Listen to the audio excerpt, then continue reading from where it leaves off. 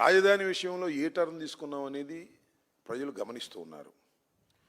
మొన్న జరిగినటువంటి ఒక అంశంలో ఒక సమావేశంలో మా సజ్జల రామకృష్ణారెడ్డి గారిని మీరు మళ్ళీ తిరిగి అధికారంలోకి వస్తే అమరావతి నుంచే మీరు పాలిస్తారంటే ఎస్ అమరావతి నుంచే పాలిస్తామని ఆయన చాలా స్పష్టంగా చెప్పినటువంటి సందర్భం. అది నేను తెలియగలుగుతానండి. 3 రాజధానుల ప్రశ్న ఎక్కడొస్తుంది, ఎప్పుడు వచ్చింది? ఈ రాజధాని పూర్తి కాకపోవటం వల్ల. అసలు ఇంతవరకు అసలు నేను అడుగుతా ఉన్నా, అయ్యా నారా చంద్రబాబు నాయుడు గారు, ఇప్పటికైనా రాజధాని ఎట్టాగో మీరు పూర్తి చేయలేరు, అమరావతి మీ జన్మలో పూర్తి చేయలేరు. మీరు అనుకుంటున్న అమరావతిని పర్మినెంట్గా ఒక అసెంబ్లీని నిర్మిస్తారా? పర్మినెంట్గా ఒక హైకోర్టును నిర్మిస్తారా?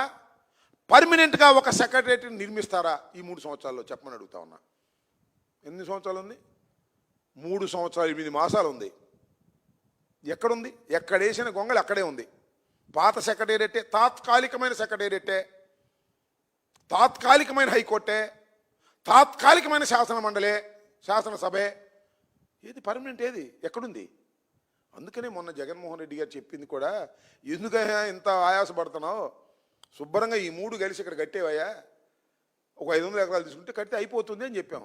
1,00,000 కోట్ల ఏందండి? నాకు అర్థం కాలేదు. ఉన్న మెడికల్ కాలేజ్ అమ్ముతావా? 1,00,000 కోట్లు పెట్టి కడతావా? 5,000 కోట్లతో పూర్తి చేయలేవు నువ్వు. ఏమిటి అన్నీ కూడా ఒక మోసపూరితమైనటువంటి మాటలు మాట్లాడి మేము ఏ టర్న్ తీసుకున్నామో జే టర్న్ తీసుకున్నామో ఏం జరిగిందో మీరు చూస్తారు రాబోయే కాలంలో. ఇవాళ అవ్వలేదుగా, ఇంకా 3.5 సంవత్సరాలు ఉంది వాళ్ళ పరిపాలన.